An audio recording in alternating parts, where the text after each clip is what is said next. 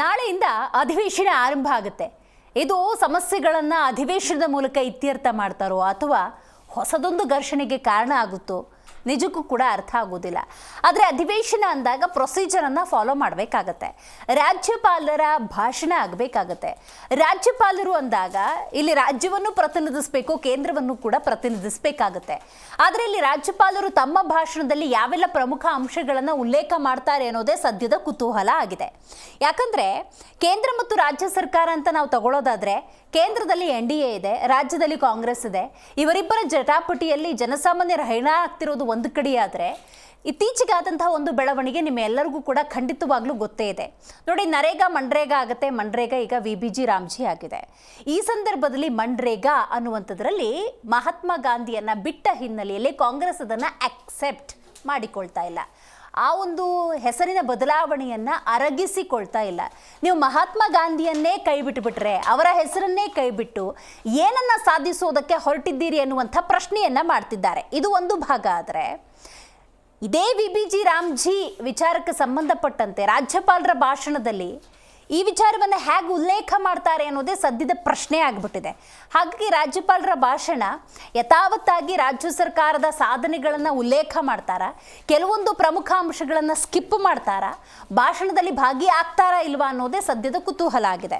ಸಭಾಪತಿಗಳಾಗಿರುವಂಥ ಬಸವರಾಜ ಹೊರಟ್ಟಿ ಅವರು ರಾಜ್ಯಪಾಲರು ಭಾಷಣದಲ್ಲಿ ಭಾಗಿಯಾಗಬೇಕು, ಅವರು ಪ್ರಮುಖ ವಿಚಾರಗಳನ್ನು ಉಲ್ಲೇಖ ಮಾಡಬೇಕು ಅನ್ನುವಂತಹ ಕೆಲವೊಂದು ವಿಚಾರವನ್ನು ಪ್ರಸ್ತಾಪ ಮಾಡಿದ್ದಾರೆ. ಅಫ್ಕೋರ್ಸ್ ಅದಾಗಲೇಬೇಕು, ಬಟ್ ಅದು ಯಾವ ರೀತಿ ಅನ್ನುವಂತಹ ಒಂದು ಸಹಜ ಪ್ರಶ್ನೆ ಇದೆ. ಅದರ ಬಗ್ಗೆ ಡೀಟೇಲ್ ಆಗಿ ಇವತ್ತು ಮಾತಾಡ್ತಾ ಹೋಗೋಣ. ನಾನು ದಿವ್ಯಶ್ರೀ.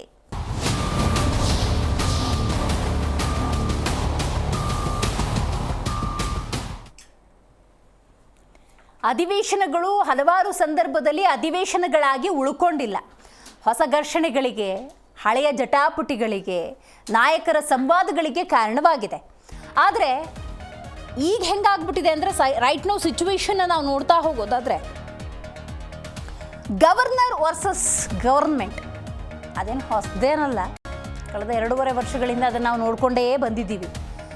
ರೈಟ್ ನೌ ಸಿಚುವೇಶನ್ ನೋಡಿದ್ರೆ ಇದು ಬೇರೆಯದ್ದೇ ಮಜಲನ್ನು ಪಡೆದುಕೊಂಡಿದೆ. ಯಾಕೆ ಅಂತ ನೋಡ್ತಾ ಹೋಗೋಣ. 10 ದಿನ ನಡೆಯುತ್ತೆ ಈ ಅಧಿವೇಶನ. ಹೊಸ ಸಂಘರ್ಷ ಆರಂಭ ಆಗಿದೆ. ಅಧಿವೇಶನ ಆರಂಭಕ್ಕೂ ಮುನ್ನವೇ ಭಾಷಣ ಮಾಡೋದಕ್ಕೆ ಗವರ್ನರ್ ಗೆಹ್ಲೋಟ್ ನಿರಾಕರಿಸಿದ್ದಾರೆ. ಅಧಿವೇಶನದ ಭಾಷಣಕ್ಕೆ ಗವರ್ನರ್ ನಕಾರ. ಈ ಮೂಲಕ ಹೊಸದೊಂದು ಸಮಸ್ಯೆ ನಿರ್ಮಾಣವಾಗಿದೆ. ಹಾಗಾಗಿ ಇದನ್ನು ಗವರ್ನರ್ ವರ್ಸಸ್ ಗೌರ್ಮೆಂಟ್ ಅಂತ ಕರಿಬೇಕಾಗಿದೆ. ರಾಜ್ಯದಲ್ಲಿ ಸಾಂವಿಧಾನಿಕ ಬಿಕ್ಕಟ್ಟು ಉದ್ಭವ ಸಂಭವ. ಯಾಕೆ ಆಗ್ತಾ ಇದೆ ನಿಜಕ್ಕೂ ಕೂಡ ಅರ್ಥ ಆಗ್ತಾ ಇಲ್ಲ. ಕಳೆದ 2.5 ವರ್ಷಗಳ ಈ ಆಡಳಿತದಲ್ಲಿ ಒಂದಲ್ಲ ಒಂದು ಸಮಸ್ಯೆ ಇಟ್ಕೊಂಡು ಚರ್ಚೆ ಮಾಡುವಂಥ ಪರಿಸ್ಥಿತಿ ಬಂದಿದೆ ಅನ್ನೋದೇ ದೌರ್ಭಾಗ್ಯ. ಇದರ ನಡುವೆ ಸರ್ಕಾರ ಅಂದಾಗ ಒಂದು ಸಹಕಾರ ಅನ್ನೋದಿರಬೇಕು, ಜನಸಾಮಾನ್ಯರ ಹಿತವನ್ನು ಕಾಯಬೇಕು, ಗವರ್ನರ್ ಅವರ ಸಹಕಾರ ಕೂಡ ಇಲ್ಲಿ ಗವರ್ನರ್ ಕೇಂದ್ರವನ್ನು ಪ್ರತಿನಿಧಿಸ್ತಾ ಇರ್ತಾರೆ. ಈ ಥರದ ಅಧಿವೇಶನ ಅಂದಾಗ ಅವರ ಭಾಷಣ ಕೂಡ ಬಹಳ ಮುಖ್ಯ. ಈ ಸಾಂವಿಧಾನಿಕ ಪ್ರೊಸೀಜರ್ಗಳನ್ನು ಫಾಲೋ ಮಾಡಬೇಕು. ಈ ರಾಜ್ಯದ ಅಭಿವೃದ್ಧಿ ಕುರಿತಂತೆ ಆ ಅಧಿವೇಶನದ ಭಾಷಣದಲ್ಲಿ ಉಲ್ಲೇಖ ಮಾಡ್ತಾರೋ, VBG ರಾಮ್ಜಿ ಕುರಿತಂತೆ ಕೂಡ ಅಲ್ಲಿ ಉಲ್ಲೇಖ ಮಾಡೋದ್ರಿಂದಾಗಿ ಅದನ್ನು ಹೇಳ್ತಾರೋ ಇಲ್ಲೋ, ಈ ರೀತಿಯ ಒಂದು ಸಂದಿಗ್ಧತೆ ಅಂತೂ ನಿರ್ಮಾಣ ಆಗಿದೆ.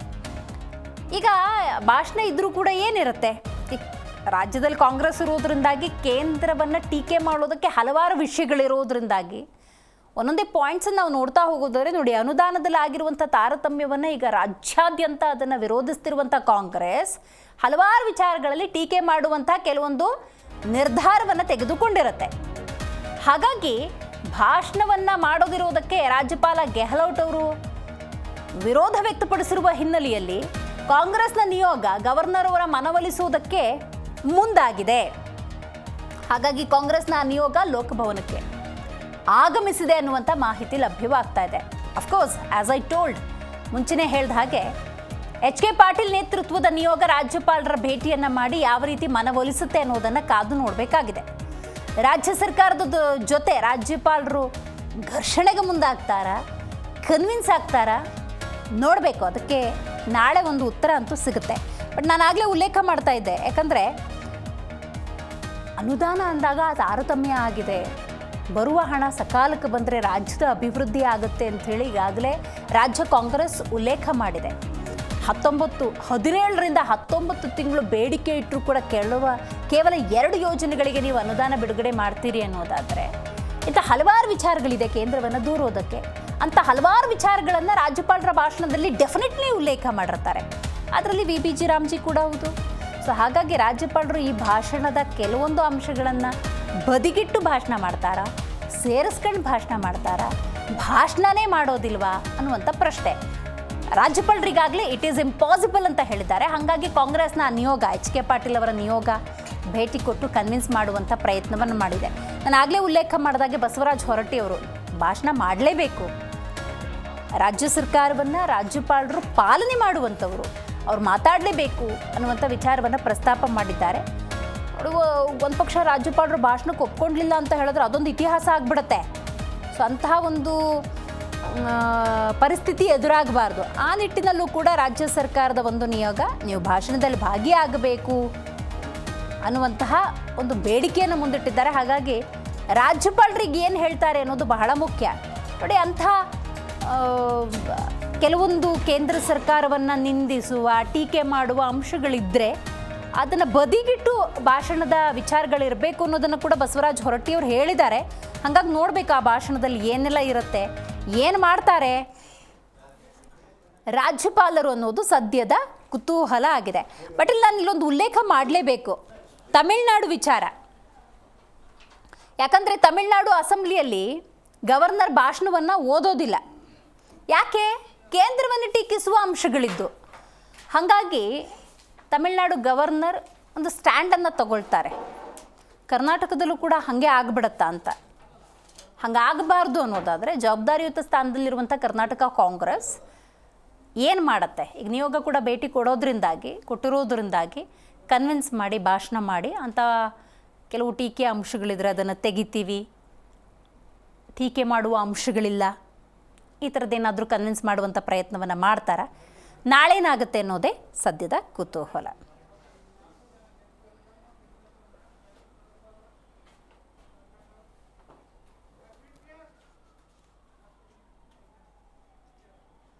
ಈ ಬಗ್ಗೆ ಮಾತಾಡಲಿಕ್ಕೆ ಮೊದಲನೇದಾಗಿ ನಮ್ಮ ಕಾರ್ಯಕ್ರಮದಲ್ಲಿ ರಾಜಕೀಯ ವಿಶ್ಲೇಷಕರಾಗಿರುವಂತಹ ಶಶಿಕಾಂತ್ ಯಡ್ಡಳ್ಳಿ ಅವರಿದ್ದಾರೆ, ನಮಸ್ಕಾರ. ಕಾಂಗ್ರೆಸ್ ವಕ್ತಾರರಾಗಿರುವಂತಹ ದರ್ಶನ್ ಅವರಿದ್ದಾರೆ, ನಮಸ್ಕಾರ. JDS ವಕ್ತಾರರಾಗಿರುವಂಥ ನಾಗೇಂದ್ರ ಅವರಿದ್ದಾರೆ, ನಮಸ್ಕಾರ. ಇನ್ನು BJP ವಕ್ತಾರರಾಗಿರುವಂಥ ಸಿದ್ದನಗೌಡರವರಿದ್ದಾರೆ, ನಮಸ್ಕಾರ. ರೈಟ್, ಶಶಿಕಾಂತ್ ಯಡ್ಡಳ್ಳಿ ಅವರಿಂದನೇ ಆರಂಭ ಮಾಡೋಣ. ಈಗ ಪ್ರೊಸೀಜರ್ ಅಂತಿದೆ ಸರ್, ಒಂದು ಜಂಟಿ ಅಧಿವೇಶನ ಅಂದಾಗ ರಾಜ್ಯಪಾಲರು ಅವ್ರ ಭಾಷಣದಲ್ಲಿ ಹಲವಾರು ವಿಚಾರಗಳನ್ನು ಉಲ್ಲೇಖ ಮಾಡ್ತಾರೆ. ಆದರೆ ಈಗ ನೆನ್ನೆದೊಂದು ಎಕ್ಸಾಂಪಲ್ ನಾನು ತೊಗೊಳ್ಳೋದಾದರೆ ತಮಿಳುನಾಡು. ಸೊ ಅಲ್ಲಿ ಕೇಂದ್ರವನ್ನು ಟೀಕೆ ಮಾಡುವಂಥ ಕೆಲವು ಅಂಶಗಳಿತ್ತು ಅಂದರೆ ಅದನ್ನು ರಿಜೆಕ್ಟ್ ಮಾಡಿದ್ರು, ಅವ್ರು ಮಾಡಲಿಲ್ಲ. ಅಂತಹದ್ದೇ ಪ್ರಹಸನವನ್ನು ರಾಜ್ಯದ ಜನ ಕೂಡ ಕಣ್ತುಂಬ್ಕೊಳ್ಬೇಕಾ? ಏನು ಡಿಸಿಷನ್ ಬರ್ಬೋದು? ಈಗ ನಿಯೋಗ ಕೂಡ ಭೇಟಿ ಕೊಟ್ಟಿರೋದು ನೀವು ಗಮನಿಸಿದ್ರಿ, ಏನಾಗುತ್ತೆ ಅಂತ? ಅದೊಂದು ಪರಂಪರೆ ಇದೆ. ಯಾವುದೇ ರಾಜ್ಯದ ಅಧಿವೇಶನಗಳಾದಾಗ ರಾಜ್ಯಪಾಲರು, ಯಾಕಂದ್ರೆ ರಾಜ್ಯಪಾಲರು ಅನ್ನೋರು ಕೇಂದ್ರ ಸರ್ಕಾರದ ಪ್ರತಿನಿಧಿ, ಅವರು ರಾಜ್ಯ ಸರ್ಕಾರದ ಯೋಜನೆಗಳನ್ನು ಅಥವಾ ಆಶಯಗಳನ್ನು ಅಧಿವೇಶನದಲ್ಲಿ ಮುನ್ನುಡಿಯಾಗಿ ಬಿಂಬಿಸಬೇಕಾಗುತ್ತೆ. ಆ ಕೆಲಸವನ್ನು ಮೊದಲಿಂದ ಪರಂಪರೆಯಿಂದ ಮಾಡ್ಕೊಂಡು ಬಂದಿದ್ದಾರೆ. ಆದರೆ ಇತ್ತೀಚೆಗೆ ಏನಾಗ್ಬಿಟ್ಟಿದೆ ಅಂತಂದ್ರೆ, ಈ ದಕ್ಷಿಣ ಭಾರತದ ರಾಜ್ಯಗಳಿದಾವಲ್ಲ, ಇಲ್ಲಿ ರಾಜ್ಯಪಾಲರು ವರ್ಸಸ್ ಸರ್ಕಾರ ಇದರ ಒಂದು ಸಂಘರ್ಷ ನಡೀತಾನೆ ಬಂದಿದೆ. ಹೌದು. ಸೊ ಆದ್ದರಿಂದ ಅದೊಂದು ಸೈದ್ಧಾಂತಿಕ ಸಂಘರ್ಷವೂ ಆಗೋಗ್ಬಿಟ್ಟಿದೆ. ಈಗ ನಿನ್ನೆ ತಮಿಳುನಾಡಿನಲ್ಲಿ ಇದು 4ನೇ ಸರ್ತಿ, ಮೊದಲನೇ ಸರ್ತಿ ಅಲ್ಲ, 4ನೇ ಸರ್ತಿ ಅವರು ಬೈಕಾಟ್ ಮಾಡಿ ಹೊರಗಡೆ ಹೋಗ್ತಾ ಇದ್ದಾರೆ ರಾಜ್ಯಪಾಲರು, ಅಧಿವೇಶನದಲ್ಲಿ ನಾನು ಮಾತಾಡೋದಿಲ್ಲ ಅಂತ.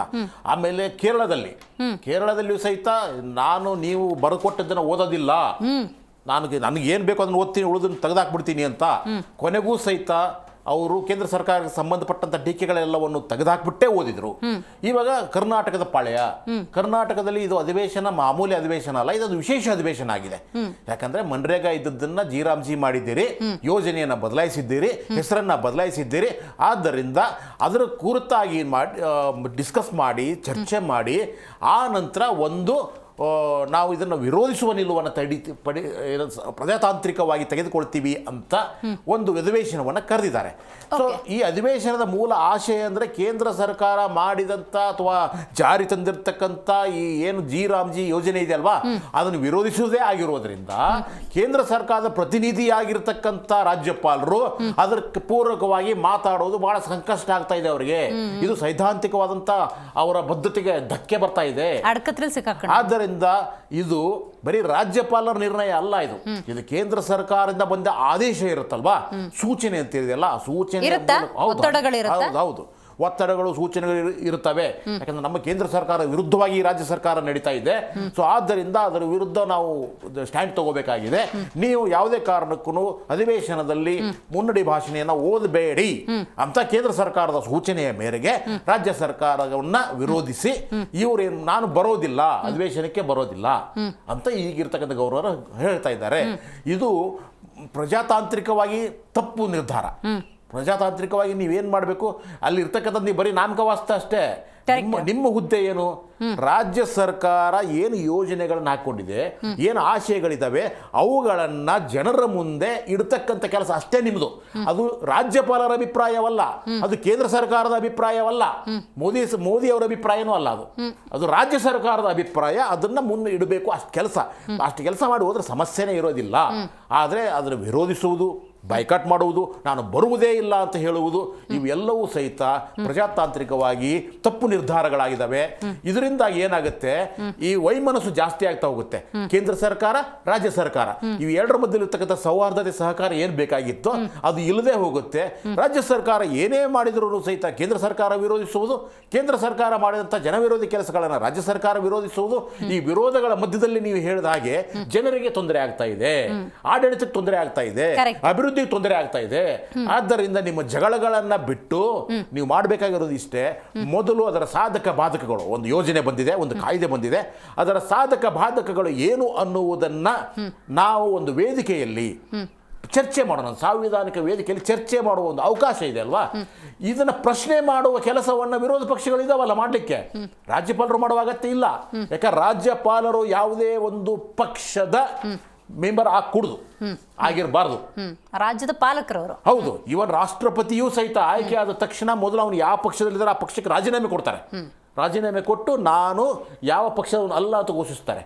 ಅದೇ ರೀತಿಯಾಗಿ ರಾಜ್ಯಪಾಲರು ಸಹಿತ ಯಾವುದೇ ಒಂದು ಪಕ್ಷದ ವಕ್ತಾರರಾಗಿ ಕೆಲಸ ಮಾಡುವ ಹಾಗಿಲ್ಲ, ಮಾಡಬಾರದು ಕಾನೂನಾತ್ಮಕವಾಗಿ. ಆದ್ದರಿಂದ ಈಗಿರ್ತಕ್ಕಂಥ ರಾಜ್ಯಪಾಲರು ತಮ್ಮ ಸಾಂವಿಧಾನಿಕವಾಗಿರ್ತಕ್ಕಂಥ ಕೆಲಸವನ್ನ ನಿರ್ವಹಿಸಬೇಕಾಗಿದೆ, ಅಲ್ಲಿ ಬಂದು ಇರಬೇಕಾಗಿದೆ. ಅವರು ಏನು ಹೇಳಿದಾರೋ ರಾಜ್ಯ ಸರ್ಕಾರ ಅದನ್ನು ಓದಬೇಕಾಗಿದೆ. ಅದನ್ನು ವಿರೋಧಿಸೋದು ಯಾರು? ಹಾಗಾದ್ರೆ ಕೇಂದ್ರ ಸರ್ಕಾರದ ನಿಲುವುಗಳನ್ನ ಪರವಾಗಿ ಮಾತಾಡೋರು ಯಾರು? ಅದು ವಿರೋಧ ಪಕ್ಷ ಇದೆ ಅಲ್ವಾ. ವಿರೋಧ ಪಕ್ಷದ ನಾಯಕರಿದ್ದಾರಲ್ಲ, ಅವರು ಪ್ರಶ್ನೆ ಮಾಡ್ತಾರಲ್ಲಿ, ಹೌದು ಸ್ವಾಮಿ, ನಾವು ತಂದಿರೋದು ರಾಮ್ಜಿ ಇದು ಬೆಸ್ಟ್, ಇದು ಅದ್ಭುತ, ಇದು ಪಾರದರ್ಶಕತೆ, ಇದು ರೈತ ಸ್ನೇಹಿ ಅಂತ ಅವ್ರು ಹೇಳ್ತಾರೆ. ರಾಜ್ಯಪಾಲರ ನಿಂತ್ಕೋಬೇಕು ಅಂತ ಏನಿಲ್ಲ, ಅವ್ರು ಸಮರ್ಥನೆ ಮಾಡ್ಕೊಳ್ಳೋದು ಇಲ್ಲ, ಪರನೂ ಇಲ್ಲ, ವಿರೋಧನೂ ಇಲ್ಲ. ಅವರು ನಿರ್ಲಿಪ್ತವಾಗಿ ನ್ಯೂಟ್ರಲ್ ಆಗಿರ್ಬೇಕು. ನೀವು ಅವರು ಹೇಳಿದಂತ ಯೋಜನೆಗಳನ್ನ ಬರೆದು ಕೊಟ್ಟ ಭಾಷಣವನ್ನ ಓದುವ ಕೆಲಸ ಅಂದ್ರೇನು, ಇಡೀ ಅಧಿವೇಶನದ ಆರಂಭದ ಒಂದು ಮುನ್ನುಡಿ, ಅದೊಂದು ಪೀಠಿಕೆ. ರೈಟ್ ಸರ್, ನಾನು ಮಾತಾಡ್ತೀನಿ. ಬಿಜೆಪಿ ವಕ್ತಾರ ಹೇಳಬೇಕು. ಆಗಲೇ ಶಶಿಕಾಂತ್ ಯಡಳ್ಳಿ ಅವರು, ರಾಜಕೀಯ ಚಿಂತಕರು, ಒಂದು ಪಾಯಿಂಟನ್ನು ರೈಸ್ ಮಾಡಿದ್ರು. ಒತ್ತಡಗಳು, ಸೂಚನೆಗಳು ಇರ್ತವೆ, ಹಾಗಾಗಿ ಕೆಲವೊಮ್ಮೆ ನಿರಾಕರಿಸ್ತಾರೆ ಭಾಷಣ ಮಾಡೋದಕ್ಕೆ ಅಂತ. ಅದಕ್ಕೆ ಸಾಕ್ಷಿಯೇ ಈಗ ನಿರಾಕರಣೆ ಮಾಡಿರೋದು. ಇಲ್ಲ, ನಾನು ಬರೋದಿಲ್ಲ, ನಾನು ಆ ಭಾಷಣವನ್ನು ಓದೋದಿಲ್ಲ, ಪುಷ್ಟಿ ಕೊಟ್ಟಂಗೆ ಆಗೋಯ್ತಲ್ಲ ಈಗ. ಹೌದು, ಒತ್ತಡ ಇದ್ದಾವೆ. ರಾಜಕೀಯ ವಿಶ್ಲೇಷಕರಾಗಿರ್ತಕ್ಕಂಥ ಶಶಿಕಾಂತ್ ಯಡಳ್ಳಿ ಅವರ ಕೆಲವು ಮಾತುಗಳನ್ನ ನಾನು ಒಪ್ಪಿಕೊಳ್ತೀನಿ.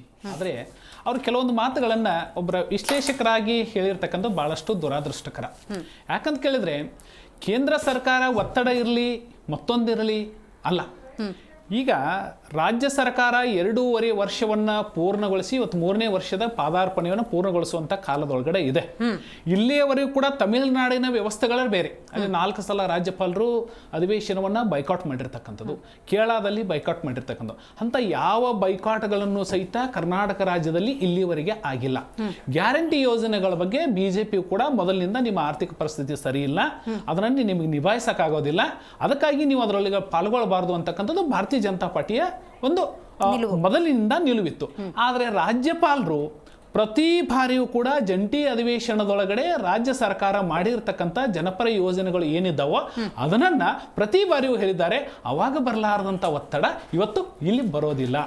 ಇದು ಒಂದೇನಂತಂದ್ರೆ ಕೇಂದ್ರ ಸರ್ಕಾರ ಮನ್ನರೇಗಾದಿಂದ ಜಿ ರಾಮ್ಜಿ ಅಂತಕ್ಕಂಥ ಯೋಜನೆಯನ್ನು ಜಾರಿಗೆ ತೆಗೆದುಕೊಂಡು ಬಂದಿದ್ದಾರೋ, ರಾಜ್ಯ ಸರ್ಕಾರದ ಎಲ್ಲಗಳಿಗೆ ಗಮನವನ್ನು ಹರಿಸ್ಕೊಂಡು ಅವ್ರನ್ನೆಲ್ಲರನ್ನ ಗಮನದಲ್ಲಿ ಇಟ್ಕೊಂಡು ಈ ಯೋಜನೆಯನ್ನು ತೆಗೆದುಕೊಂಡು ಬಂದಿರತಕ್ಕಂಥ. ಇಲ್ಲಿ ರಾಜ್ಯ ಮತ್ತು ಕೇಂದ್ರ ಅಂತಕ್ಕಂಥದ್ದು ಇಲ್ಲಿ ಸಂಘರ್ಷಕ್ಕೆ ಇಳಿಬಾರ್ದು ಅಂತಕ್ಕಂಥ ಮಾತನ್ನು ಅವ್ರು ಹೇಳಿದರು. ಅದನ್ನು ನಾನು ಒಪ್ಕೊಳ್ತೇನೆ. ಯಾಕಂತ ಕೇಳಿದ್ರೆ ಜನಪರವಾಗಿರ್ತಕ್ಕಂಥ ಇವತ್ತು ಕೇಂದ್ರ ಇರ್ಬೋದು ರಾಜ್ಯ ಇರ್ಬೋದು, ಅವರು ಜನಪರವಾಗಿರ್ತಕ್ಕಂಥ ಜನಸೇವೆಯನ್ನ ಮಾಡಲಿಕ್ಕೆ ಇವತ್ತು ಅಧಿಕಾರದಲ್ಲಿ ಇರ್ತಕ್ಕಂಥದ್ದು. ಹಾಗಂತೇಳಿ ರಾಜ್ಯ ಸರ್ಕಾರದ ಕೈಗೊಂಬೆಯಾಗಿ ರಾಜ್ಯಪಾಲರು ಇರೋದಿಲ್ಲ. ರಾಜ್ಯಪಾಲರಿಗೆ ಒಂದು ವಿವೇಚನೆ ಇರುತ್ತೆ.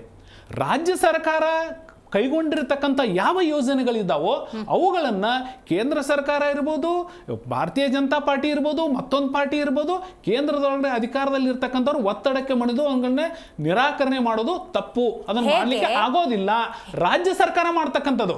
ಹಾಗಂತೇಳಿ ರಾಜ್ಯ ಸರ್ಕಾರ ಕೇಂದ್ರದ ಯೋಜನೆಗಳನ್ನು ವಿರೋಧ ಮಾಡುವಂಥ ಭಾಷಣವನ್ನು ಬರೆದು ಕೊಟ್ಟರೆ ರಾಜ್ಯಪಾಲರು ಸ್ವತಂತ್ರರು ಎಲ್ಲವನ್ನೂ ಓದಬೇಕಂತ ಏನು ನಿಯಮ ಕೂಡ ಎಲ್ಲೂ ಕೂಡ ಇಲ್ಲ. ಸಂವಿಧಾನದೊಳಗಡೆ ಮತ್ತೊಮ್ಮೆ ಅವರು ನೋಡ್ಲಿ ಅಂತಕ್ಕಂಥ ಭಾವನೆ ನಂದು. ರಾಜ್ಯದ ಕೈಗೊಂಬೆಯಾಗೂ ರಾಜ್ಯಪಾಲರು ಕೆಲಸ ಮಾಡಬಾರ್ದು, ಕೇಂದ್ರದ ಕೈಗೊಂಬೆಯಾಗೂ ಮಾಡಬಾರ್ದು. ಕೇಂದ್ರದ ಕೈಗೊಂಬೆ ಆಗಿಲ್ಲ ಅನ್ನುವಂಥ ಉದ್ದೇಶದಿಂದ ಈ ಬಾರಿ ಏನು 3 ವರ್ಷದಿಂದ ಅಧಿವೇಶನವನ್ನ ಏನು ನಡೆಸ್ಕೊಂಡು ಬಂದಿದ್ದೀವಿ ಇವತ್ತು ರಾಜ್ಯ ಸರ್ಕಾರ ಅನೇಕ ವಿಷಯಗಳನ್ನ ಇವತ್ತು ಯಾವುದು ಅಂತಂದ್ರೆ ರಾಜ್ಯಪಾಲರು ಮಾಡಿರ್ತಕ್ಕಂಥ ಭಾಷಣದ ನಿರ್ಣಯದ ಮೇಲೆ ಕೂಡ ಭಾರತೀಯ ಜನತಾ ಪಾರ್ಟಿ ಮತ್ತು JDS ಪಕ್ಷಗಳು ಅನೇಕ ವಿಷಯಗಳನ್ನ ಅಲಗದಿದ್ದಾರೆ. ಆದರೂ ಕೂಡ ರಾಜ್ಯಪಾಲರಿಗೆ ಯಾವುದೇ ಒತ್ತಡಗಳು ಅವತ್ತಿಲ್ಲದ ಒತ್ತಡ ಇವತ್ತು ಕೂಡ ಬರೋದಿಲ್ಲ, ಮುಂದೂ ಕೂಡ ಬರೋದಿಲ್ಲ. ಆದರೆ ಕೇಂದ್ರ ಸರ್ಕಾರವನ್ನು ಟೀಕೆ ಮಾಡುವಂತಹ ಬರದೊಳಗಡೆ ರಾಜ್ಯ ಸರ್ಕಾರಗಳು ಏನು ಕ್ರಮ ಕೈಗೊಳ್ತಾವೋ ಅದನ್ನ ರಾಜ್ಯಪಾಲರು ತಮ್ಮ ವಿವೇಚನೆ ಮೇರೆಗೆ ಅದನ್ನು ಮಾಡಿರ್ತಾರೆ ಹೊರತು ಯಾವುದೇ ಒತ್ತಡಕ್ಕಾಗಲಿ ಯಾರದೇ ಕೈಗೊಂಬೆಯಾಗಿ ಮಾಡೋದಿಲ್ಲ ಅಂತಕ್ಕಂಥದ್ದು ಅದೊಂದು ನಿರ್ಣಯ. ಸಂವಿಧಾನಬದ್ಧವಾಗಿ ನಡ್ಕೊಳ್ತಕ್ಕಂಥ ಒಂದು ಪ್ರಬುದ್ಧವಾಗಿರ್ತಕ್ಕಂಥ ವ್ಯಕ್ತಿಗಳನ್ನೇ ರಾಜ್ಯಪಾಲರು ಮಾಡೋದ್ರಿಂದ ಅದನ್ನ ನಿರ್ಣಯವನ್ನು ಕೈಗೊಂಡಿರ್ತಾರೆ. ಓಕೆ, ದರ್ಶನ್ ಅವರೇ ನೀವು ಹೇಳಬೇಕು. ಕೇಂದ್ರವನ್ನು ಟೀಕೆ ಮಾಡುವಂಥ ಕೆಲವೊಂದು ಅಂಶಗಳನ್ನು ರಾಜ್ಯಪಾಲರ ಭಾಷಣದಲ್ಲಿ ಆ್ಯಡ್ ಮಾಡುವಂಥದ್ದು, ರೈಟ್ ನೌ ಸಿಚುವೇಶನ್ ಏನಿದೆ ಜಿ ರಾಮ್ಜಿ ಅದನ್ನು ಉಲ್ಲೇಖ ಮಾಡೋದು, ಇದೆಲ್ಲ ಏನಾಗುತ್ತೆ ಅಂದರೆ ಸಹಜವಾಗಿ ರಾಜ್ಯಪಾಲರು ಅದನ್ನು ಅಕ್ಸೆಪ್ಟ್ ಮಾಡಿಲ್ಲ ಅನ್ನೋದಾದರೆ ಅದನ್ನು ಅಕ್ಸೆಪ್ಟ್ ಮಾಡಿಲ್ಲ, ಭಾಷಣಕ್ಕೆ ನಾನು ಬರೋದಿಲ್ಲ ಅಥವಾ ನಾನು ಭಾಷಣ ಮಾಡೋದಿಲ್ಲ ಅಂತ ಅವ್ರು ಸ್ಟೇಟ್ಮೆಂಟ್ ಕೊಡೋದು, ಮತ್ತೊಂದು ನಿಯೋಗ ನಿಮ್ಮ HK ಪಾಟೀಲ್ ನೇತೃತ್ವದ ನಿಯೋಗ ಹೋಗೋದು, ಒಂದು ಅಂಶವನ್ನು ನೀವು ಸೇರಿಸ್ತೀರಿ ನೆಗೆಟಿವ್ ಅಂಶಗಳನ್ನು, ಮತ್ತೊಂದು ಕಡೆ ನೀವು ಒಂದು ನಿಯೋಗನೂ ಹೋಗುತ್ತೆ ಅನ್ನೋದಾದರೆ ಇದನ್ನು ಡ್ರಾಮಾ ಅಂತ ಕರಿಬೇಕಾ ಅಥವಾ ಹೆಂಗೆ ಕರಿಬೇಕು ಅಂತ ನೋಡಿ. ಒಂದು ರಾಜ್ಯಪಾಲರು ಇವರು ಅವಾಗಂದ್ರು ಕೇಂದ್ರ ಸರ್ಕಾರದ ಪ್ರತಿನಿಧಿ ಅಂತಂದ್ರು, ಖಂಡಿತ ಅಲ್ಲ. ರಾಜ್ಯಪಾಲರು ರಾಷ್ಟ್ರಪತಿಗಳ ಪ್ರತಿನಿಧಿಯಾಗಿ ಒಂದು ರಾಜ್ಯದಲ್ಲಿ ಇರ್ತಕ್ಕಂಥ ಹುದ್ದೆ ಅದು. ರಾಜ್ಯಪಾಲರು ಈಗ ರಾಷ್ಟ್ರಪತಿಯವರಿಗೆ ಯಾವುದೇ ಪಕ್ಷ ಇಲ್ಲ, ಇಡೀ ರಾಷ್ಟ್ರಕ್ಕೆ ಅವರು ಒಬ್ರು ದಂಡನಾಯಕರಾಗಿರ್ತಾರೆ, ಸೇನೆಯನ್ನು ನಡೆಸುವಂತರಾಗಿರ್ತಾರೆ. ಹಾಗೇನೋ ಒಂದು ರಾಜ್ಯ ಅಂತ ಬಂದಾಗ ರಾಜ್ಯದ ಮುಖ್ಯಸ್ಥರಾಗಿ ರಾಜ್ಯಪಾಲರು ಇರ್ತಕ್ಕಂಥದ್ದು, ಅವ್ರಿಗೆ ಯಾವ ಪಕ್ಷ ಮತ್ತಿನ್ನೊಂದಿಲ್ಲ.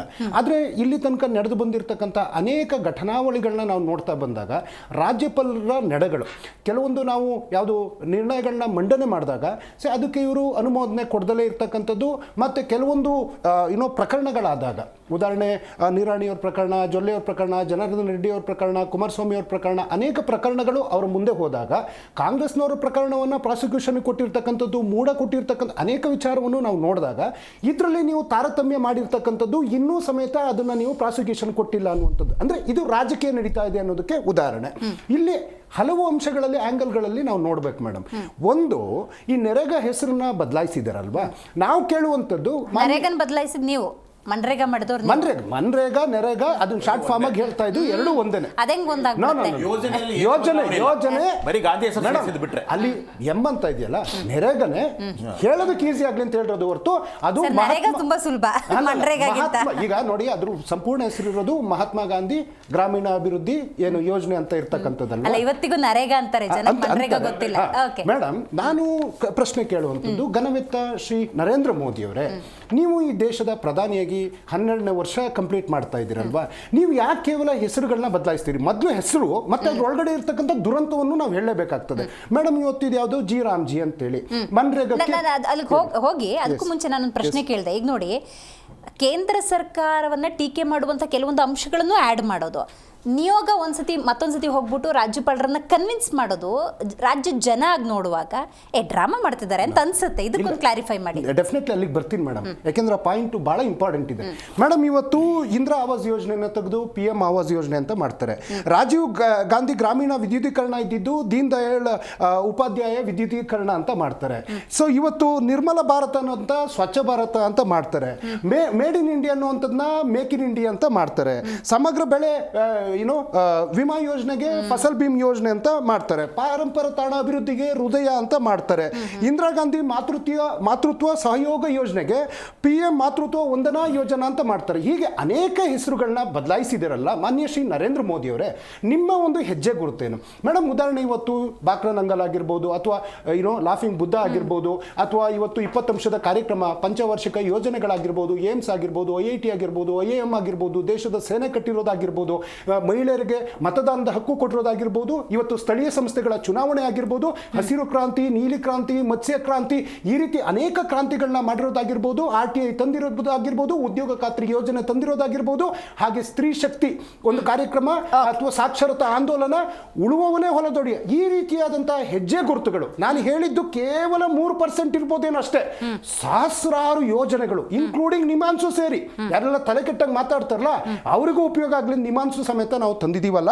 ಇವತ್ತು ಮಾನ್ಯ ಶ್ರೀ ನರೇಂದ್ರ ಮೋದಿ ಅವರು, ನೀವೀಗ ನೆರೆಗ ನೀವು ಆ ಪ್ರಶ್ನೆ ಕೇಳಿದ್ರಲ್ವಾ ಮೇಡಮ್, ನೆರೆಗಾ ಅನ್ನುವಂಥ ಯೋಜನೆ ಈ ದೇಶದಲ್ಲಿ ಸುಮಾರು 50 ಕೋಟಿ ಜನರ ಬದುಕನ್ನು ಕಟ್ಟಿಕೊಡುವಂಥ ಯೋಜನೆ. ಕರ್ನಾಟಕದಲ್ಲಿ ಸುಮಾರು 83,000 ಕೋಟಿ ರೂಪಾಯಿಯಷ್ಟು ಖರ್ಚಾಗ್ತದೆ.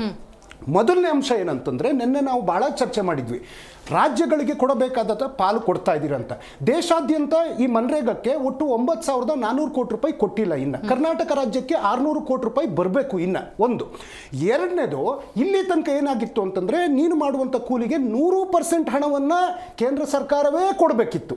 ಮತ್ತೆ ವಸ್ತುಗಳ ಸಲಕರಣೆಗಳ ಖರೀದಿಗೆ 25% ರಾಜ್ಯ ಸರ್ಕಾರ, 75% ಕೇಂದ್ರ ಸರ್ಕಾರ ಕೊಡಬೇಕಿತ್ತು. ಈ ಯೋಜನೆಯಲ್ಲಿ ಏನ್ ಮಾಡಿದ್ದಾರೆ ಅಂದ್ರೆ 60-40 ಅನುಪಾತ ಮಾಡಿದ್ದಾರೆ. ನೀವು 40% ಕೊಡಬೇಕು ಅಂದ್ರೆ ಸುಮಾರು 36,400 ಕೋಟಿ ರೂಪಾಯಿ ರಾಜ್ಯದ ಮೇಲೆ ಹೊರೆ ಒಂದು. ಇದನ್ನ ಪ್ರಶ್ನೆ ಮಾಡಬೇಕು ಬೇಡವಾ? ಎರಡನೇದು, ಕೂಲಿ ಮಾಡುವಂತ, ಈಗ ಲಾಸ್ಟ್ ಟೈಮ್ ಉತ್ತಮ ಮಳೆಯಲ್ಲಾಗಿ ಸುಮಾರು 74 ಲಕ್ಷ ಕನ್ನಡಿಗರಿಗೆ ಉದ್ಯೋಗ ಸಿಕ್ಕಿರುವಂತದ್ದು ವಿಷಯ ಇರ್ತಕ್ಕಂಥದ್ದು.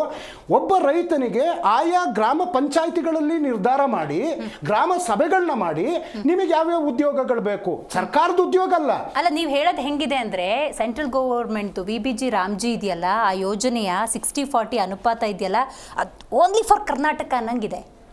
ಕೇಳಿ, ಇಲ್ಲ ಕೆಲವು ಕೇಂದ್ರಾಡಳಿತ ಪ್ರದೇಶಕ್ಕೆ 10% ಕೊಟ್ಟಿದ್ದಾರೆ. ನಾನು ಸಂಪೂರ್ಣ ಸ್ಟಡಿ ಮಾಡಿದ್ದೀನಿ ಮೇಡಮ್. ಒಂದು ನಿಮಿಷ. ಇವತ್ತು ಏನು ನೇರವಾಗಿ ಗ್ರಾಮ ಸಭೆಗಳನ್ನ ಮಾಡಿ ಪಂಚಾಯಿತಿಗಳಲ್ಲೇ ಅವರಿಗೆ ಉದ್ಯೋಗಗಳನ್ನ ಕೊಡುವಂತ ಒಂದು ಹಕ್ಕಿತ್ತು. ಇದನ್ನ ನೀವು ಸೀದಾ ತಗೊಂಡೋಗಿ ಗುತ್ತಿಗೆದಾರರಿಗೆ ಕೊಡೋದಕ್ಕೋಯ್ತು ಅಂದ್ರೆ, ನೀವು ಅಲ್ಲಿ ಅದಾನಿ ಅಂಬಾನಿ, ಇಲ್ಲಿ ಬಂದು ನೋಡಿದ್ರೆ ಕಾಂಟ್ರಾಕ್ಟರ್ಗಳಿಗೆ ಕೊಡೋದಕ್ಕೋಯ್ತು ಅಂತಂದ್ರೆ ಯಾವ ರೀತಿ ಆ ರೈತನ ಬದುಕು? ಮತ್ತೆ ಇನ್ನೊಂದು, ಗ್ರಾಮ ಸಭೆಗಳ ಮೂಲಕ ಯಾವ್ಯಾವ ಉದ್ಯೋಗಗಳನ್ನ ಮಾಡಬೇಕು ಅಂತ ಪಂಚಾಯಿತಿಗಳಿಗೆ ಹಕ್ಕಿತ್ತಲ್ವಾ? ನೀವು ಇದನ್ನ ಸೆಂಟ್ರಲೈಸ್ ಮಾಡಿ ಅಲ್ಲಿಂದ ಯಾವ್ದಾವ್ದು ಗ್ರಾಮ ಪಂಚಾಯಿತಿಗಳು ನೀವು ಹುಡುಕ್ತೀವಿ ಅಂತಂದ್ರೆ, ಅವ್ನು ಯಾವನೋ ಭಾಷಣ ಮಾಡೋನು, ಅಲ್ಲಿ ಕೂರ್ತಾರೆ, ಅಲ್ಲಿಂದ ಆಸ್ಪತ್ರೆಗಳು ನೋಡ್ತಾರೆ, ಅದು ಡೈರೆಕ್ಟ್ ಕನೆಕ್ಟ್ ಆಗಿರುತ್ತೆ. ಎಲ್ಲ ಸಾಧ್ಯ ಇದೆಯಾ ಮೇಡಮ್? ಹಾಗೇನೆ ಇವರು ಸ್ವಾವಲಂಬಿ ಜೀವನವನ್ನ ಮಾಡ್ತಾ ಇದ್ದಂತ ರೈತಾಪಿ ಜನ, ಅದರಲ್ಲೂ ಬಹಳ ಮುಖ್ಯವಾಗಿ ಆದಿವಾಸಿ ಜನ, SC/ST ಸಮುದಾಯಕ್ಕೆ ಕೊಡಲಿಪಟ್ಟು ಕೊಡುವಂತ ಈ ಯೋಜನೆ ಇದೆಯಲ್ಲ, ಅದಕ್ಕೆ ನಮ್ಮ ವಿರೋಧ. ಮತ್ತೆ ಮಹಾತ್ಮ ಗಾಂಧಿ ರಾಷ್ಟ್ರಪಿತ ಅವೆಲ್ಲವೂ ಉಲ್ಲೇಖ ಆಗಿದೆ ಹಂಗದ್ರೆ ಮೇಡಮ್. ಇದ್ರಲ್ಲಿ ಯಾವ್ದಾದ್ರು ತಪ್ಪು ಹುಡುಕ್ತೀರಾ? ಅಲ್ಲ, ಭಾಷಣದಲ್ಲಿ ಉಲ್ಲೇಖ ಆಗಿದೆ. ಅಲ್ಲ, ಇರಬಹುದು. ಆ ಭಾಷಣ ಪ್ರತಿ ನಾನು ನೋಡಿಲ್ಲ, ಆದ್ರೆ ವಾಸ್ತವಾಂಶವನ್ನ ಕಣ್ತರಿಸುವಂತದ್ದು. ರಾಜ್ಯಪಾಲರ ಒಂದು ಘನತೆ, ಗೌರವ ಹೆಚ್ಚಿಸಿಕೊಳ್ಳಿಕ್ಕೆ ನಾಳೆ ಬಂದವರು ಭಾಷಣ ಮಾಡಲೇಬೇಕಾಗ್ತದಲ್ಲ. ಕೇಂದ್ರ ಹಾಗೂ ರಾಜ್ಯದ ಜಟಾಪಟಿಯಲ್ಲಿ ಕೂಸು ಬಡವಾಯ್ತು ಅನ್ನೋಂಗೆ ರಾಜ್ಯದ ಜನ ಬಡವಾಗ್ತಾ ಇದ್ದಾರೆ, ಅದರಲ್ಲಿ ಸಂಶಯನೇ ಬೇಡ. 2.5 ವರ್ಷದ ಆಡಳಿತದಲ್ಲಿ ಜನ ಹೈರಾಣಾಗಿರುವುದು ನಿಜ. 12 ವರ್ಷದ NDA ಸರ್ಕಾರದ ಈ ಒಂದು ಆಡಳಿತದಲ್ಲಿ ದೇಶದ ಸ್ಥಿತಿ ಹೇಗಿದೆ ಅನ್ನೋದು ಕೂಡ ಅಷ್ಟೇ ನಿಜ. JDS ವಕ್ತಾರ ಇದಕ್ಕೆ ಉತ್ತರ ಕೊಡಬೇಕು. ನೋಡಿ, ಅನುದಾನದಲ್ಲಿ ಆಗ್ತಿರೋ ತಾರತಮ್ಯ ಕಣ್ಣಿಗೆ ಕಾಣಿಸ್ತಾ ಇದೆ. ಕೇಂದ್ರದಿಂದ ರಾಜ್ಯಕ್ಕೆ ಎಷ್ಟರ ಮಟ್ಟಿಗೆ ಅನ್ಯಾಯ ಆಗಿದೆ ಅಂತ. ಅಟ್ ದ ಸೇಮ್ ಟೈಮ್ ನೀವಿಲ್ಲಿ ಗಮನಿಸ್ಬೋದು, VBG ರಾಮ್ಜಿ ನೇಮ್ ಬದಲಾವಣೆ ಮಾಡಿ ಆಗ್ತಿರುವಂಥ ವ್ಯತ್ಯಯಗಳು ಗೊತ್ತು. ಸೊ ಇರೋದನ್ನೇ ಇದ್ದಂಗೆ ಹೇಳೋದಕ್ಕೆ ರಾಜ್ಯಪಾಲರಿಗೆ ಏನು ಸಮಸ್ಯೆ ಅಂತ. ಇವತ್ತು ಈ ದೇಶದಲ್ಲಿ ರಾಷ್ಟ್ರಪತಿ ದೇಶದ ಮೊದಲನೇ ವ್ಯಕ್ತಿ ಆದರೆ, ರಾಜ್ಯಕ್ಕೆ ರಾಜ್ಯಪಾಲರು ಮೊದಲನೇ ವ್ಯಕ್ತಿಯಾಗಿರ್ತಾರೆ.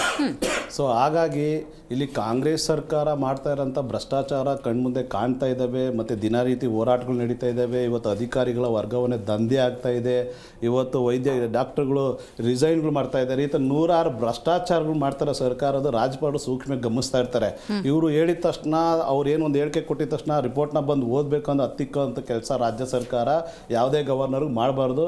ಅವ್ರ ಇಂಡಿವಿಜುವಲಿಟಿ ಇರುತ್ತೆ, ಇಂಡಿವಿಜುವಲ್ ರೈಟ್ಸ್ ಇರುತ್ತೆ. ಇಂಥ ಒಂದು ಸೂಕ್ಷ್ಮವಾದ ವಿಚಾರಗಳಿಗೆ ರಾಜ್ಯಪಾಲರು ಕೂಡ ಯಾವ ಒಂದು ಅಧಿವೇಶನ ಬರಬೇಕು, ಯಾವುದ್ರಲ್ಲಿ ನನ್ನ ಭಾಷಣ ಮುಖ್ಯ ಆಗಬೇಕು ಅನ್ನೋದು ರಾಜ್ಯದ ಜನರ ಒಳಿತಿಗಾಗಿ ಮಾತ್ರ ಅವ್ರು ಮಾಡಬೇಕಾಗಿರೋ ವಿಚಾರ.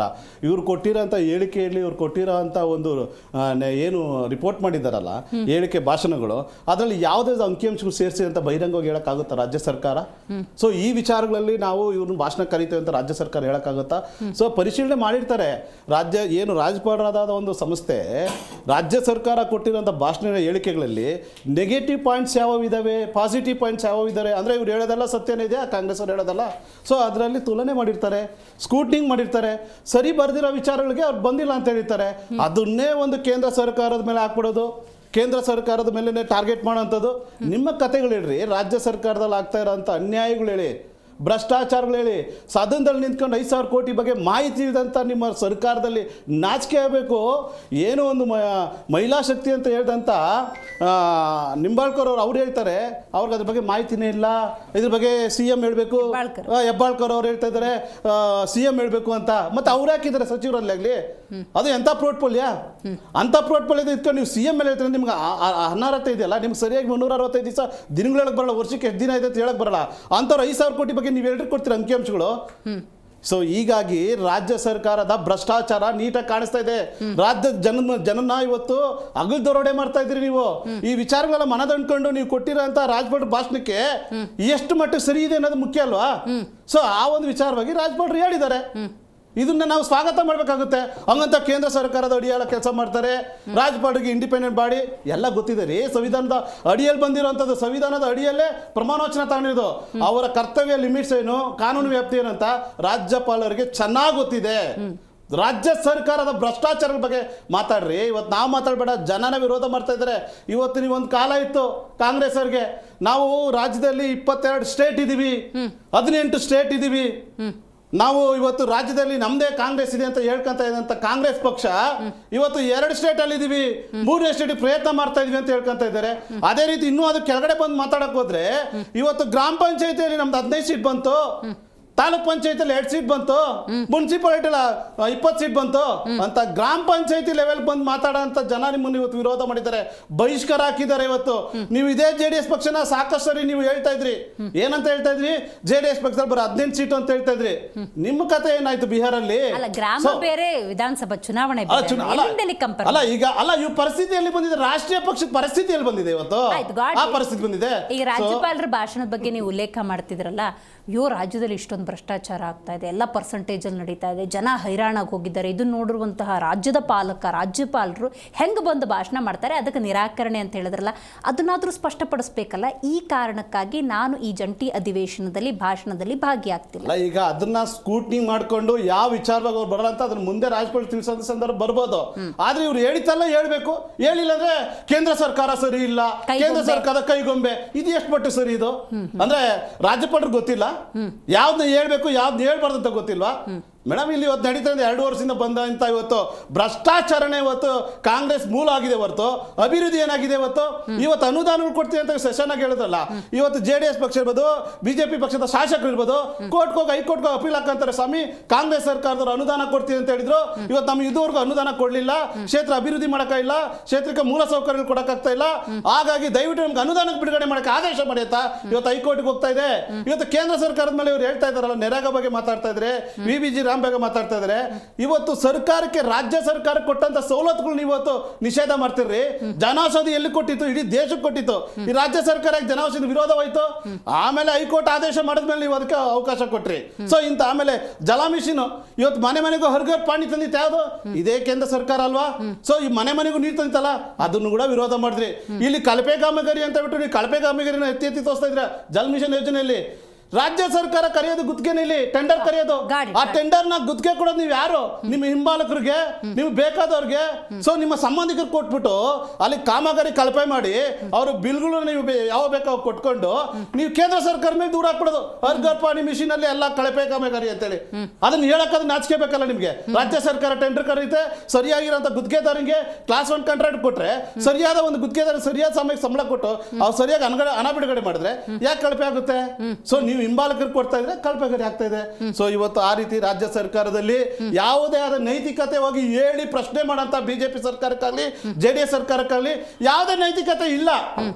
ಜನ ಹೇಳ್ತಾ ಇದ್ದಾರೆ, ಇವತ್ತು ಇವ್ರನ್ನ ತಿರಸ್ಕಾರ ಮಾಡಿದ್ದಾರೆ, ಜನ ಇಡೀ ದೇಶ ತಿರಸ್ಕಾರ ಮಾಡಿದ್ದಾರೆ. ನೀವು ನೋಡಿ, ಇವತ್ತು ಏನಾದ್ರು ಒಂದು ಯೋಜನೆ ತರಲಿ ಕೇಂದ್ರ ಸರ್ಕಾರದಿಂದ ಅದನ್ನು ವಿರೋಧ ಮಾಡೋದೇ ಅವ್ರಿಗಾಗಿದೆ. ಇವತ್ತು ಸಂವಿಧಾನ ಅಂತ ಮಹಾ ಒಂದು ನಮ್ಮ ಗ್ರಂಥನ ಪ್ಯಾಕೆಟ್ ಕ್ಯಾಲೆಂಡರ್ ಮಾಡ್ಕೊಂಡು ಜೋಬಳಿಕ ನೋಡಾಡ್ತಾ ಇದ್ದಾರೆ. ಇವತ್ತು ಗ್ರಂಥ ಅಂತ ನಿಮಗೆ ಗೊತ್ತಿದೆಯಾ? ಆ ಗ್ರಂಥನ ಏನ್ ಮಾಡ್ಕೊಂಡಿದ್ದಾರೆ ಕಾಂಗ್ರೆಸ್ ಅವರು? ವೋಟ್ ಬ್ಯಾಂಕ್ ಕ್ರಿಯೇಟ್ ಮಾಡ್ಕೊಂಡಿದ್ದಾರೆ. ದಲಿತರನ್ನ ಏನಂತ ಇದ್ದಾರೆ ಇವರು? ದಲಿತ ಸರ್ಕಾರ ಇದೆ, ಪೂರ್ಣ ಸರ್ಕಾರ ಇದೆ. ಇವತ್ತು ಒಂದು ದಲಿತರು CM ಮಾಡಕ್ಕಾಗ್ತಾ ಇಲ್ಲ. ಸೊ ಇವತ್ತು ದಲಿತರು ಮತ ಬ್ಯಾಂಕ್ ಬೇಕಾಗಿದೆ ಅವ್ರಿಗೆ, ಅದ್ ಬಿಟ್ರೆ ಅವ್ರಿಗೆ ಅಭಿವೃದ್ಧಿನೇ ಇಲ್ಲ. ಇವತ್ತು ಒಂದು ಉಪಮುಖ್ಯಮಂತ್ರಿ ಮಾಡಿಡ್ರಿ ರಾಜ್ಯದಲ್ಲಿ ನೀವು ಕಾಂಗ್ರೆಸ್ ಸರ್ಕಾರ ಇದ್ದು ದಲಿತರಿಗೆ, ಇನ್ನು ಮತ್ತೆ ನೀವು ಸಂವಿಧಾನ ಬಗ್ಗೆ ಮಾತಾಡ್ತೀರಿ ಅಲ್ವಾ? ಈ ರೀತಿ ಜ್ವಲಂತ ಸಮಸ್ಯೆಗಳಿಗೆ ನೀವು ಇವತ್ತು ಕೈಗನ್ನಡಿಯಾಗಿದ್ದೀರಿ. ರಾಜ್ಯ ಸರ್ಕಾರಕ್ಕೆ, ದೇಶಕ್ಕೆ ಇವತ್ತು ನಿಮ್ಮನ್ನ ಬಹಿಷ್ಕಾರ ಮಾಡಿದ್ರಿ, ಇಡೀ ದೇಶ ಬಹಿಷ್ಕಾರ ಮಾಡಿ ಇವತ್ತು ನೀವು ನೆಲೆ ನಿಲ್ಲಕ್ಕಾಗ್ತಾ ಇಲ್ಲ ಕಾಂಗ್ರೆಸ್ ಸರ್ಕಾರ. ಸೊ ಹಾಗಾಗಿ ಭ್ರಷ್ಟಾಚಾರದಲ್ಲಿರುವಂತಹ ಸರ್ಕಾರ ಮತ್ತು ಎಚ್ಚೆತ್ಕೊಬೇಕಾಗಿದೆ.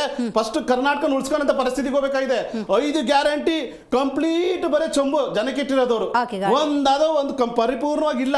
ರೈಟ್, ಅಲ್ಲಿಗೆ ಬರ್ತೀನಿ. ಶಶಿಕಾಂತ್ ಯಡ್ರಾಳಿ ಅವರು ಹೇಳಬೇಕು, ರಾಜ್ಯಪಾಲರು ಈ ರೀತಿ ಭಾಷಣದಲ್ಲಿ ಭಾಗಿಯಾಗೋದಿಲ್ಲ ಅನ್ನೋದಾದ್ರೆ ಅದು ಯಾವ ಸಂದೇಶವನ್ನು ಕೊಟ್ಟಂಗಾಗತ್ತೆ? ಒಂದು, ಇದ್ರ ಜೊತೆಗೆ ಇನ್ನೊಂದು ಕ್ಲಾರಿಟಿ ಕೊಡಿ ಸರ್. VPG ರಾಮ್ಜಿ ಅನ್ನೋ ಹೆಸರನ್ನ ಬದಲಾವಣೆ ಮಾಡಿರೋದು ಎಷ್ಟು ಸತ್ಯವೋ, ಕಳೆದ 2.5 ವರ್ಷದ ಕರ್ನಾಟಕ ಕಾಂಗ್ರೆಸ್ನ ಆಡಳಿತದಲ್ಲಿ ಜನ ಹೈರಾಣಾಗಿರೋದು ಅಷ್ಟೇ ಸತ್ಯ. ಸಾಕಾಗಿದೆ ಜನಕ್ಕೆ. ಸೊ ಇಂಥ ಒಂದು ಸನ್ನಿವೇಶದಲ್ಲಿ ಭಾಷಣ ಆದರೂ ಯಾಕೆ ಮಾಡಬೇಕು ಅಂತ ಅವ್ರಿಗೆ ಅನ್ಸೋದ್ರಲ್ಲಿ ಏನು ತಪ್ಪಿದೆ? ಅವ್ರೇನು ಕೇಂದ್ರದ ಕೈಗೊಂಬೆ ಆಗೇ ಕೆಲಸ ಮಾಡ್ತಿದ್ದಾರೆ, ನಾವು ಯಾಕೆ ಅಂದ್ಕೋಬೇಕು? ಜನರು ಹೈರಾಣ ಆಗೋದಕ್ಕೆ ಕಾರಣ ರಾಜ್ಯ ಸರ್ಕಾರ ಮತ್ತು ಕೇಂದ್ರ ಸರ್ಕಾರ ಎರಡರ ಕೊಡುಗೆಯೂ ಇದೆ. ಹೌದು, ಒಂದರ ಕೊಡುಗೆ ಅಂತಲ್ಲ. ಕರೆಕ್ಟ್. ಇವಾಗ ಇಲ್ಲಿವರೆಗೂ ಅದು ಯಾವ ಸರ್ಕಾರನೂ ಮುಖ್ಯ ಅಲ್ಲ. ನಾನು ಕಾಂಗ್ರೆಸ್ಸಿಗೆ ಅಲ್ಲ, ನಾನು ಈ ರಾಜ್ಯದ ಪ್ರಜೆಯಾಗಿ ಮಾತ್ರ ಮಾತಾಡುತ್ತೇನೆ. ಆಯ್ತಾ? ನಾನು ಪ್ರಜೆಯಾಗಿ ಈಗ ನನ್ನ ಅಣ್ಣಂದಿರು, ನನ್ನ ತಮ್ಮಂದಿರು, ನಮ್ಮ ಎಲ್ಲರೂ ಸಹಿತ ಕೂಲಿ ಮಾಡಿ ಕೆಲಸ ಮಾಡ್ತಾ ಇದ್ದಾರೆ. ಈಗ ಕೂಲಿ ಕೆಲಸ ಮಾಡೋರಿಗೆ ಧಕ್ಕೆ ಬಂದಿದೆ, ಅವ್ರ ಸ್ವಾತಂತ್ರ್ಯಕ್ಕೆ ಅರ್ಣ ಆಗಿದೆ. ಅವರು ಕೇಂದ್ರ ಸರ್ಕಾರ ಮೊದಲೇನಿತ್ತು ಕಾರ್ಮಿಕನ ಹಕ್ಕಾಗಿತ್ತು, ಇವಾಗ ಕೇಂದ್ರ ಸರ್ಕಾರದ ಭಿಕ್ಷೆ ಆಗಿದೆ. ಸೊ ಅದನ್ನ ನಾನು ವಿರೋಧಿಸ್ತಾ ಇದ್ದೇನೆ. ಈ ಸದ್ಯಕ್ಕಿರ್ತಕ್ಕಂಥದ್ದು ಇವರು ರಾಜಕೀಯ ಭಾಷಣ ಮಾಡಿದ್ರು ರಾಘೇಂದ್ರ ಅವರು, ಚಿಂತೆ ಇಲ್ಲ ನಮಗೆ.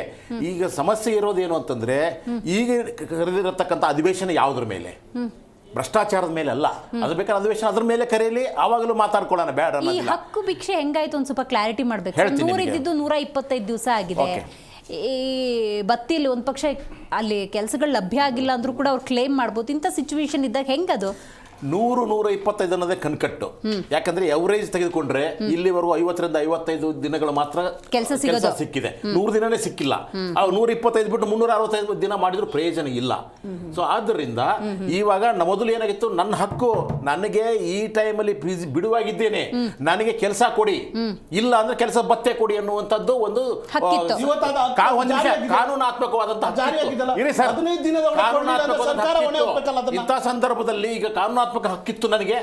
ಇವಾಗ ಹಾಗಿಲ್ಲ. ಇವಾಗ ಏನಾಗಿದೆ, ಕೇಂದ್ರ ಸರ್ಕಾರ ಏನಾಗಿದೆ, ಅದು ನಿಮಗೆ ಅನುದಾನ ಯಾರಿಗೆ ಕೊಡಬೇಕು ಅನ್ನೋ ನಿರ್ಧಾರ ಮಾಡುತ್ತೆ, ಯಾವ ಪ್ರದೇಶಕ್ಕೆ ಕೊಡಬೇಕು ಅನ್ನೋ ನಿರ್ಧಾರ ಮಾಡುತ್ತೆ. ಮೊದಲು ಇಡೀ ಭಾರತದಲ್ಲಿ ತಾರತಮ್ಯ ಇಲ್ಲದೆ ಎಲ್ಲಾ ಕಡೆಗೂ ಸಹಿತ ಮನ್ರೇಗಾ ಯೋಜನೆಯ ಒಂದು ಫಲಾನುಭವಿಗಳಾಗಿ ಎಲ್ಲಾ ಕೂಲಿ ಕಾರ್ಮಿಕರಾಗಿದ್ರು. ಇವಾಗ ಆ ರೀತಿ ಇಲ್ಲ. ಆಮೇಲೆ ಬಹಳ ಮುಖ್ಯವಾಗಿ ನಾವೆಲ್ಲರೂ ಫೋಕಸ್ ಮಾಡ್ತಾ ಇರೋದು, ಅಥವಾ ಕಾಂಗ್ರೆಸ್ನವ್ರು ಫೋಕಸ್ ಮಾಡ್ತಾ ಇರೋದು ಏನು ಅಂತಂದ್ರೆ, ಹೆಸರು ಬದಲಾಯಿಸಿದ್ದಾರೆ ಗಾಂಧಿ ಹೆಸರು ಅಂತ. ಗಾಂಧಿ ಹೆಸರು ಬದಲಾಯಿಸಿದ್ರು, ಇನ್ನೊಂದು ಹೆಸರು ಇಟ್ರ, ಮೂರನೇ ಹೆಸರು ಇಟ್ರ, ಇಟ್ಕೊಳ್ಳಿ, ಬೇಡ ಅನ್ನೋದಿಲ್ಲ, ನನಗದಕ್ಕೆ ತಕರಾರು ಇಲ್ಲ. ಆದರೆ ಇಡೀ ಯೋಜನೆಯೇ ಮನ್ರೇಗಾಕ್ಕೂ ಇದಕ್ಕೂ ಸಂಬಂಧವೇ ಇಲ್ಲ. ಅದಕ್ಕೂ ಬಹಳ ವ್ಯತಿರಿಕ್ತವಾದಂಥ ಒಂದು ಆಶಯಗಳು ಯೋಜನೆಗಳಲ್ಲಿ ಇದ್ದಾವೆ. ಇಂಥ ಸಂದರ್ಭದಲ್ಲಿ ಬಹಳ ಮುಖ್ಯವಾಗಿ ಇವರು ದರ್ಶನ್ ಅವರು ಹೇಳಿದ್ರು, ಹಣಕಾಸಿನ ಹಂಚಿಕೆ. ಮೊದಲು ಹಣಕಾಸಿನ ಹಂಚಿಕೆ ರಾಜ್ಯದ ಮೇಲೆ ನಮಗೆ ಭಾರ ಆಗಿರಲಿಲ್ಲ. ನಾನು ಕರ್ನಾಟಕದವನು, ಕರ್ನಾಟಕದಲ್ಲಿ 1 ವರ್ಷಕ್ಕೆ 4.5 ಲಕ್ಷ ರೂಪಾಯಿ, 4.5 ಲಕ್ಷ ಕೋಟಿ ರೂಪಾಯಿಯನ್ನ ನಾನು ಕೇಂದ್ರ ಸರ್ಕಾರಕ್ಕೆ ಟ್ಯಾಕ್ಸ್ ಕಟ್ತಾ ಇದ್ದೀವಿ. ಅರ್ಥ ಆಯ್ತಾ? ಅಲ್ಲಿಂದ ನನಗೆ ವಾಪಸ್ ಬರ್ತಾ ಇರೋದು 35,000 ಕೋಟಿ ರೂಪಾಯಿ. ಅಂದ್ರೆ ಒಂದು 100 ರೂಪಾಯಿ ಕಟ್ಟಿದ್ರೆ 15 ರೂಪಾಯಿ ವಾಪಸ್ ಬರ್ತಾ ಇದೆ. ಅಂದ್ರೆ ಅದರಲ್ಲೂ ಅನ್ಯಾಯ ಆಗ್ತಾ ಇದೆ ನಮಗೆ. ಆ ದುಡ್ಡು ಎಲ್ಲಿ ಹೋಗ್ತಾ ಇದೆ? ಅದು ಬೇರೆ ರಾಜ್ಯಗಳಿಗೆ ಹಂಚಿಕೆ ಆಗ್ತಾ ಇದೆ ಉತ್ತರ ಭಾರತದಲ್ಲಿ. ಓಕೆ, ಅದನ್ನ ನಾನು ಪ್ರಶ್ನೆ ಮಾಡಬಾರ್ದಾ? ಯಾಕಂದ್ರೆ ನಾನು ಟ್ಯಾಕ್ಸ್ ಪೇಯರ್ ಅಲ್ವಾ? ಒಬ್ಬ ಕೂಲಿ ಕಾರ್ಮಿಕನು ಸಹಿತ ಟ್ಯಾಕ್ಸ್ ಕಟ್ತಾನೆ. ಅವ್ರ ಹಲ್ಲು ಉಜ್ಜೋ ಬ್ರಷ್ ಇಂದ ಹಿಡಿದ್ಬಿಟ್ಟು ಬಿಸ್ಕೆಟ್ ತಗೊಂಡ್ರು ಟ್ಯಾಕ್ಸ್ ಕಟ್ತಾನೆ. ಅದಕ್ಕೆ ಅವ್ನ ಹಕ್ಕಿದೆ ಕೇಳೋದಕ್ಕೆ. ಸೊ ಇಂಥ ಸಂದರ್ಭದಲ್ಲಿ ನೀವು ರಾಜ್ಯದ ಮೇಲೆ ಮತ್ತೆ ಇದು ನಾನು ಇಡೀ ಎಲ್ಲಾ ರಾಜ್ಯಗಳು ಇದನ್ನು ವಿರೋಧಿಸಬೇಕು. ಇದು ಬರೀ ಕರ್ನಾಟಕದ ಪ್ರಶ್ನೆ ಅಲ್ಲ, ಎಲ್ಲಾ ರಾಜ್ಯಗಳ ಮೇಲೂ ಹೇರಿಕೆ ಆಗುತ್ತಿದ್ದು. ಆಮೇಲೆ ಎಲ್ಲಾ ರಾಜ್ಯಗಳು ಹೇರಿಕೆ ಆಗೋದ್ರ ಮೂಲಕ ಇಡೀ ಯೋಜನೆಯೇ ಬಂದಾಗುತ್ತೆ. ಯಾಕಂದ್ರೆ ನಮ್ಮ ಕರ್ನಾಟಕದಲ್ಲಿ ನಮಗೆ ಯೋಜನೆಯನ್ನು 36,000 ಕೋಟಿ ರೂಪಾಯಿ ನೀವು ಕೊಡ್ಬೇಕಾಗುತ್ತೆ ಅಂತ ಹೇಳಿದ್ರೆ ಇವ್ರೇನ್ ಮಾಡ್ತಾರೆ? ಆ ಕೆಲಸ ಮಾಡೋದಿಲ್ಲ, ಕಡಿಮೆ ಮಾಡ್ತಾರೆ, ಕಾಮಗಾರಿ ಕಡಿಮೆ ಮಾಡ್ತಾರೆ. ಯಾಕಂದ್ರೆ ನಮ್ಮ ಹತ್ರ ದುಡ್ಡಿಲ್ಲ. ಇದೇ ಕರ್ನಾಟಕದಂತ ಶ್ರೀಮಂತ ರಾಜ್ಯದ ಈ ಪರಿಸ್ಥಿತಿ ಆದ್ರೆ ಉತ್ತರ ಪ್ರದೇಶ, ಬಿಹಾರ, ಮಧ್ಯಪ್ರದೇಶದಂತ ಭೀಮಾರ್ ರಾಜ್ಯಗಳಿದಾವಲ್ಲ ಅವುಗಳ ಪರಿಸ್ಥಿತಿ ಏನು ಅಂದ್ರೆ ಇಡೀ ಯೋಜನೆ ಹಳ್ಳ ಹಿಡಿದು ಹೋಗುತ್ತೆ, ಸಾವಕಾಶವಾಗಿ ಬದಲಾವಣೆ ಆಗುತ್ತೆ. ಅವಾಗ ನಿರುದ್ಯೋಗ ಜಾಸ್ತಿ ಆಗುತ್ತೆ. ನಿರುದ್ಯೋಗ ಎಲ್ಲಿ ಜಾಸ್ತಿ ಆಗುತ್ತೆ? ವಲಸೆ ಜಾಸ್ತಿ ಆಗುತ್ತೆ. ವಲಸೆ ಜಾಸ್ತಿ ಆದಷ್ಟು ನಮ್ಮ ಈ ಕಾರ್ಮಿಕರನ್ನ ಕಾರ್ಪೊರೇಟ್ ಕಂಪನಿಗಳು ತಮಗೆ ಗುಲಾಮರಾಗಿ ಬಳಸ್ಕೊಳ್ಳಿಕ್ಕೆ ಸುಲಭ ಆಗುತ್ತೆ. ಇವುಗಳೆಲ್ಲವೂ ಒಂದಕ್ಕೊಂದು ಚೈನ್ ಲಿಂಕ್ ಆಗಿದೆ. ಬಿಜೆಪಿಗೆ ಏನ್ ಲಾಭ? ನಾನು ಹೇಳ್ತಾ ಇದ್ದೀನಿ ಪಕ್ಷದ ಬಗ್ಗೆ ನಾನು ಮಾತಾಡ್ತಾ ಇಲ್ಲ. ಈ ಯೋಜನೆ ಒಂದು ಹೇಳ್ತಾ ಇದ್ದೀನಿ. ಅಲ್ಲ ಸರ್, ಈಗ ಸೆಂಟ್ರಲ್ ಗವರ್ಮೆಂಟ್ ಕಾಂಗ್ರೆಸ್ ಇರಲಿ ಬಿಜೆಪಿ ಇರಲಿ ಈ ತರ ಷಡ್ಯಂತ್ರವನ್ನು ಮಾಡಿದ್ದಾರೆ ಅನ್ನೋದಾದ್ರೆ ಯಾವುದೇ ಪಕ್ಷ ಆಗಿರ್ಲಿ ಆಡಳಿತ ನಡೆಸ್ತಾರೆ ಅವ್ರಿಗೆ ಏನ್ ಲಾಭ? ಅದನ್ನ ಹೇಳಿ ಸರ್, ಈಗ ಹೇಳ್ತೀನಿ. ಅದನ್ನ ಹೇಳಿ, ಪಾಸಿಟಿವ್ ನೆಗೆಟಿವ್ ಹೇಳಿ. ಅವರು ಕೊಟ್ಟಿದ್ದಾರೆ, ಓದಿ ಸರ್. ಇವಾಗ ನಾನು ಹೇಳೋದು ಇದನ್ನ ಯಾಕೆ ತಂದ್ರು ಹೇಳ್ಬಿಡ್ತೀನಿ. ಮೊದಲು ನರೇಗಾ ಅಂತಿತ್ತು, ಆಮೇಲೆ ಗಾಂಧಿ ಜಯಂತಿ ದಿವಸ ಗಾಂಧಿ ಹೆಸರನ್ನು ಸೇರಿಸಿದ್ರು. ಆದ್ರೆ ಯಾವ್ದು ಯೋಜನೆಯಲ್ಲಿ ಬದಲಾವಣೆ ಆಗಿಲ್ಲ. ಮೊದಲು ನೆಹರು ಯೋಜನೆ ಅಂತ ಇತ್ತು. ಒಂದ್ ನಿಮಿಷ ಇರಿ ಸರ್, ಕೂಲಿಗಾಗಿ ಕಾಳುವಂತ ಯೋಜನೆ ಇತ್ತು, ಅದು ಬಿಡಿ. ಈಗ ಅದರ ಹಿಸ್ಟ್ರಿ ಹೇಳ್ಕೊಂಡು ಕೂತ್ಕೊಂಡ್ರೆ 2 ಅವರ್ ಸಾಕಾಗಲ್ಲ. ಈಗ ನಾನು ಹೇಳ್ತಾ ಇರೋದು ಈಗ ಅದಲ್ಲ, ಈ ಯೋಜನೆಯನ್ನ ಯಾಕೆ ಬದಲಾಯಿಸಿದ್ರು ಅನ್ನೋದು ಮೂಲ ಹೇಳ್ತೀನಿ ನಿಮಗೆ ನಾನು. ಅಲ್ಲ ಸರ್, ಹಂಗಾರೆ ಹೆಸರು ಬದಲಾವಣೆ ಬಗ್ಗೆ ಕಾಂಗ್ರೆಸ್ನವ್ರು ಚರ್ಚೆ ಮಾಡೋದು ಬೇಡ ಅಂತ ಅನ್ಸ್ಬಿಡುತ್ತೆ. ಹೆಸರು ಬದಲಾವಣೆ ಬಗ್ಗೆ ನಾನು ಹೇಳ್ತಾ ಇರೋದು, ಅವರು ಗಾಂಧಿ ಮೇಲೆ ಪ್ರೀತಿ ಇದೆ, ಅವ್ರು ಹೇಳ್ತಾ ಇದ್ದಾರೆ. ನನಗೆ ಹೆಸರು ಬದಲಾವಣೆಗಿಂತ ಕೂಲಿ ಕಾರ್ಮಿಕರ ಹಕ್ಕು ಬಹಳ ಮುಖ್ಯ ಆಗುತ್ತೆ. ನನ್ನ ಮೇಲೆ ಅಥವಾ ನನ್ನ ರಾಜ್ಯದ ಮೇಲೆ ನನಗೆ ಯಾವುದೇ ಹೊರೆ ಆಗಬಾರದು ಅನ್ನೋದು ನನ್ನ ಆಲೋಚನೆ. ಆಮೇಲೆ ಇಲ್ಲಿ ಏನಾಯ್ತು ಅಂತಂದ್ರೆ 2021ರಲ್ಲಿ ಆಯ್ತಾ, ಪಶ್ಚಿಮ ಬಂಗಾಳದಲ್ಲಿ ಈ ಯೋಜನೆ ನಿಲ್ಲಿಸ್ಬಿಟ್ರು.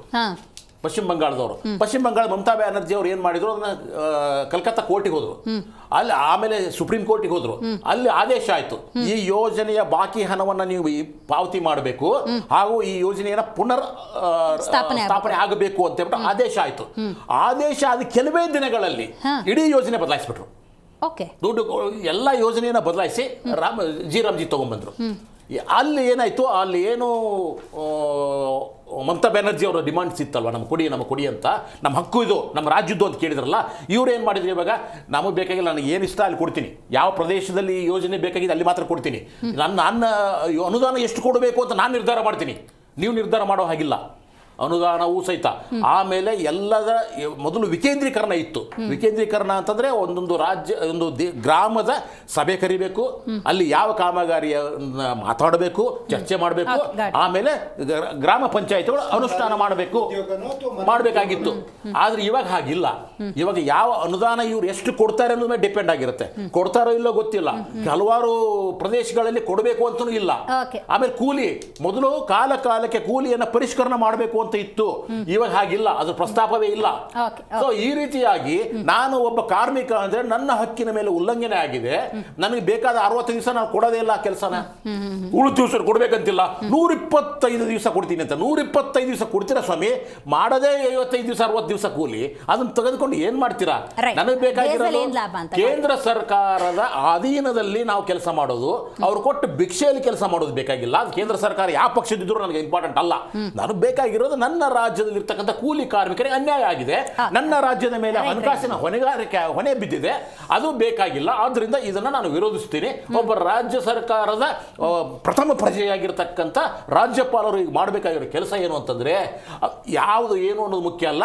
ಈ ರೀತಿಯಾಗಿ ನಾನು ಇದನ್ನು ಓದ್ತಾ ಇದ್ದೀನಿ, ಇದರ ಬಗ್ಗೆ ಚರ್ಚೆ ಆಗಲಿ, ಅಧಿವೇಶನ ಕರೆದಿದ್ದ ಚರ್ಚೆ ಆಗೋದಕ್ಕೆ.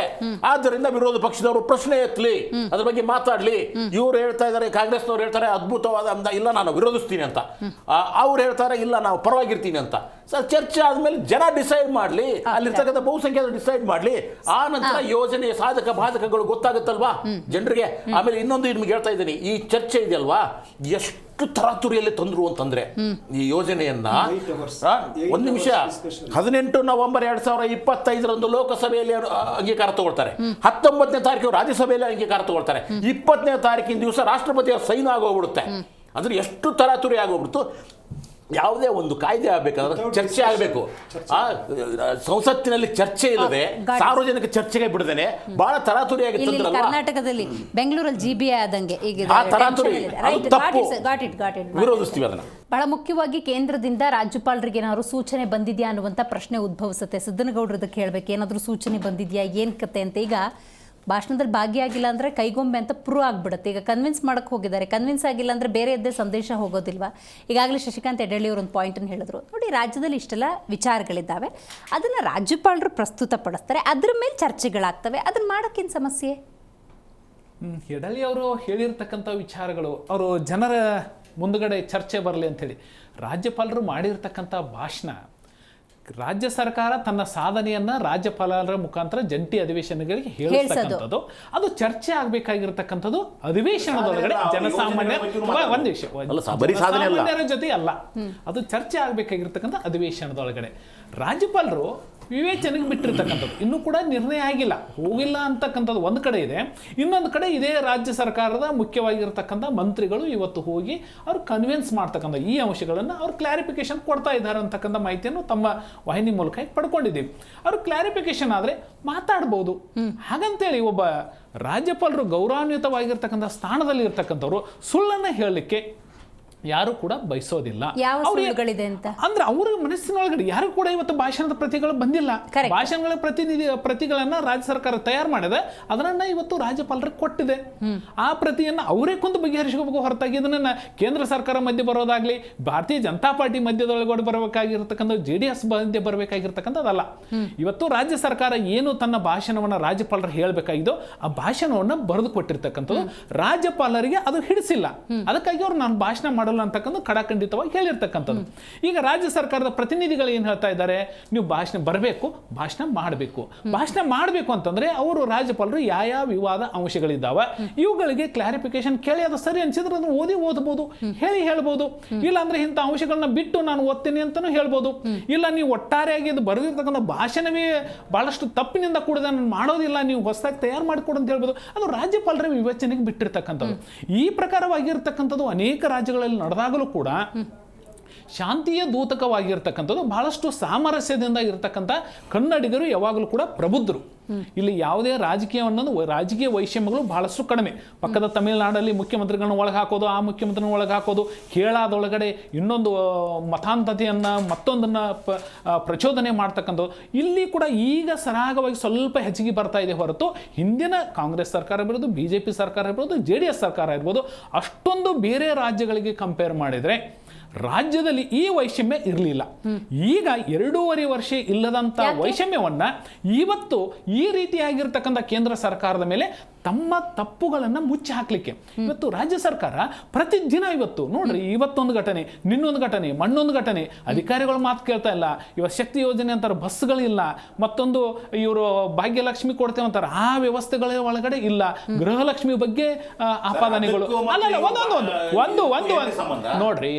ಇಲ್ಲಿ ಸಿದ್ದರಾಮಯ್ಯನವರು ಸ್ಪಾಟ್ ರಾಜಕಾರಣಿಗಳು ಒಂದು ಕ್ಷಣದೊಳಗಡೆ ಇಡೀ ರಾಜ್ಯದ ಚಿತ್ರಣವನ್ನೇ ಬದಲಾವಣೆ ಮಾಡಿಬಿಡ್ತಾರೆ. ಅವರು ಯಾವ್ದು ಅವ್ರ ತಲೆ ಮೇಲೆ ಬರುತ್ತೋ ಅವ್ರ ಮಗನ ಕಡೆಯಿಂದ ಒಂದು ಹೇಳಿಕೆ ಹೇಳ್ತಾರೆ. ನೀವು ಪ್ರಶ್ನೆ ಕೇಳಂಗಿಲ್ಲ.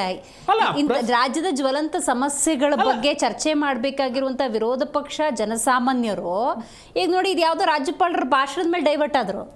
ಅಂದ್ರೆ ಚರ್ಚೆ ಮಾಡಬೇಕಾಗಿರೋದು ಅಧಿವೇಶನದಲ್ಲಿ ಚರ್ಚೆ ಮಾಡಬೇಕು. ಚರ್ಚೆ ಆಗುತ್ತಲ್ವಾ, ಚರ್ಚೆ ಮಾಡಬೇಕಾಗಿರೋದು, ಪ್ರಶ್ನೆ ನೋಡ್ರಿ, ರಾಜ್ಯಪಾಲರ ಭಾಷಣವೇ ಅಂತಿಮವಲ್ಲ, ಚರ್ಚೆ ಬೇಕು. ಆದ್ರೆ ಭಾಷಣ ಅಂತಕ್ಕಂಥದ್ದು ತಾವು ವಿಶ್ಲೇಷಕರು ತಮ್ಮ ಮಾತುಗಳಿಗೆ ನಾನು ಬದ್ಧತೆ ಇರ್ತೇನೆ. ಒಂದನ್ನ ತಮಗೆ ತಿಳಿಸುವಂತ ವ್ಯಕ್ತಿ ನಾನಲ್ಲ. ಆದ್ರೂ ಕೂಡ ನಾನು ಹೇಳ್ತೀನಿ, ರಾಜ್ಯಪಾಲರು ಮಾಡಿರ್ತಕ್ಕಂಥ ಭಾಷಣ ಸಂವಿಧಾನಾತ್ಮಕವಾಗಿರ್ತಕ್ಕಂಥ ನಮ್ಮ ರಾಜ್ಯಸಭೆಯೊಳಗೆ ನಮ್ಮ ಏನು ಪರಿಷತ್ತಿನೊಳಗಡೆ ಆಗುತ್ತೋ ಅದು ಒಂದು ದಾಖಲೆಯಾಗಿ ಉಳಿಯುತ್ತೆ.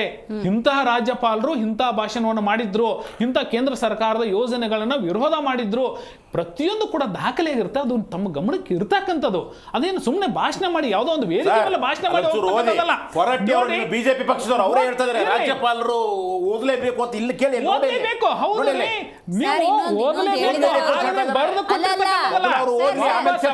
ನೀವು ನೋಡಿ ರಾಜಕೀಯ ವಿಶ್ಲೇಷಕರು ವಿಶ್ಲೇಷಕರು ಅಲ್ಲ, ಪಕ್ಷದ ಚೌಕಟ್ಟಲ್ಲಿ ನಾನು ಬರೋದಿಲ್ಲ. ನೀವು ಪಕ್ಷದ ಚೌಕಟ್ಟು ಒಂದವ್ರು ಕ್ಲಾರಿಫಿಕೇಶನ್ ಕೊಡ್ತೀನಿ. ಚರ್ಚೆ ಮಾಡೋರು ಮಾಡ್ತಾರೆ ನೋಡ್ರಿ, ಒಂದ್ ನಿಮಿಷ ಕೇಳಿ. ವಿಶ್ಲೇಷಕರು ಹೇಳಿದ್ರು 100 ದಿನಗಳಿದ್ದಾಗನೇ 50-55 ದಿವಸ ಇವ್ರ ಕೆಲಸ ಸಿಗಲ್ಲ ಅಂತ ಹೇಳಿ. ದಯವಿಟ್ಟು ಸ್ವಾಮಿ ನೀವು ಬಿಲ್ಲನ್ನ ತೆಗೆದುಕೊಂಡು ಓದಿ. 125 ದಿನಗಳ ಕಾಲ ಕೆಲಸವನ್ನ ಕೊಡಬೇಕು. ಅದರಲ್ಲಿ ಯಾವ ಕೃಷಿಗೆ ಸಂಬಂಧಪಟ್ಟಿರೋದ್ರಿಂದ ಯಾವ ಕ್ಷೇತ್ರದಲ್ಲಿ ಕೆಲಸ ಕಾರ್ಯಗಳು ನಡೀತಾವೋ 60 ದಿನಗಳನ್ನ ಹೊರತುಪಡಿಸಿ ಅವ ಯಾವಾಗ ಕೆಲಸ ಕೇಳ್ತಾನೋ ಅವು ಕೆಲಸವನ್ನ ಕೊಡಬೇಕು. ಕೊಡದೇ ಇದ್ದರೆ ನಿರುದ್ಯೋಗ ಭತ್ಯೆಯನ್ನು ಕೊಡಬೇಕಂತ ಕಡ್ಡಾಯವಾಗಿ ಮಾಡಿರ್ತಕ್ಕಂಥದ್ದು. ನೀವು dilation of the rights of the workers ಅಂತ ಏನಿದೆಯೋ ಅದರೊಳಗಡೆ ಬರೆದಿರ್ತಕ್ಕಂಥದ್ದು. ವಿಕಸಿತ ಗ್ರಾಮ ಪಂಚಾಯತಿ ಯೋಜನೆ ಅಡಿಯಲ್ಲಿ ವ್ಯವಸ್ಥಿತವಾಗಿ ಯೋಜಿಸಲಾಗುತ್ತದೆ. ಈ ಯೋಜನೆಯು PM ಗತಿಶಕ್ತಿ ಯೋಜನೆಯೊಂದಿಗೆ ಸಂಯೋಜಿಸಲ್ಪಟ್ಟಿದೆ. ರಾಜ್ಯಗಳು ಕನಿಷ್ಠ 125 ದಿನಗಳ ಕೆಲಸವನ್ನು ನೀಡಲೇಬೇಕು ಮತ್ತು ಕೆಲಸ ನೀಡದಿದ್ದರೆ ನಿರುದ್ಯೋಗ ಭತ್ಯೆ ಪಾವತಿಸುವುದು ಕಡ್ಡಾಯವಾಗಿದೆ. ಒಂದ್ಸಲ ಬಿಲ್ ಸಮಾಧಾನ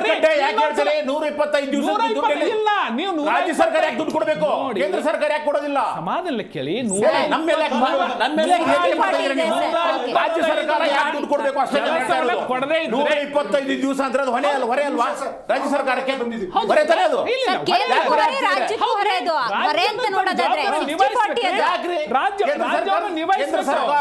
ಕಂಟ್ರೋಲ್ ಇರಬೇಕು. ರಾಜ್ಯ ಸರ್ಕಾರ ದುಡ್ಡು ಹೋಗ್ಬೇಕಾ?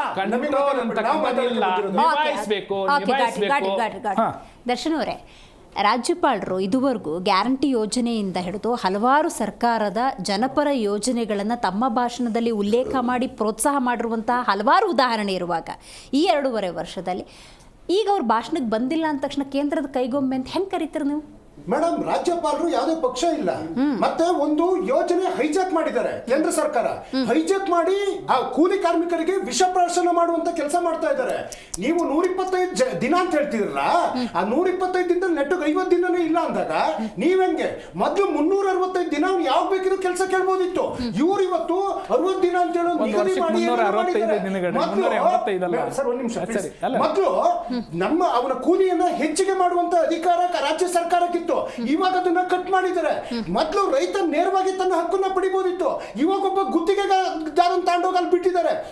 ಆಮೇಲೆ ರಾಜ್ಯ ಸರ್ಕಾರದ ಮೇಲೆ 36,000 ಕೋಟಿ ಹೊರೆ ಹಾಕಿದ್ರೆ ನೀವು ಮೊದಲೇ ನಿಮ್ಮ ತೆರಿಗೆ ಹಣ ಕೊಡ್ತಾ ಇಲ್ಲ, ಯೋಜನೆಗಳ ಹಣ ಕೊಡ್ತಾ ಇಲ್ಲ.